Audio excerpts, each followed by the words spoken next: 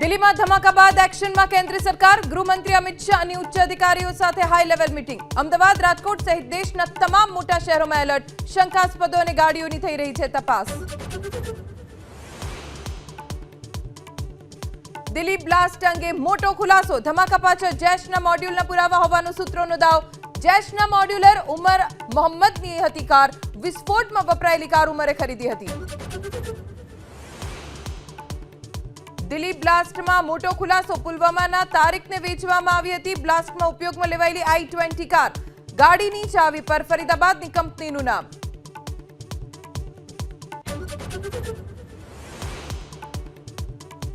ડીસાની 2 પેઢીમાંથી 1500 કિલોની વધુ શંકાસ્પદ ઘીનો જથ્થો ઝડપાયો.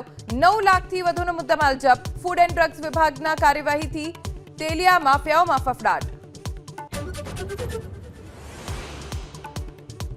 સુરતની ખટોદરાની સુરભી ડેરીમાંથી 754 કિલો શંકાસ્પદ પનીરનો જથ્થો જપ્ત. અંદાજે 2 લાખનો મુદ્દામાલ જપ્ત. નકલી ઘી અને નકલી પનીર મળવાના કેસમાં વધારો.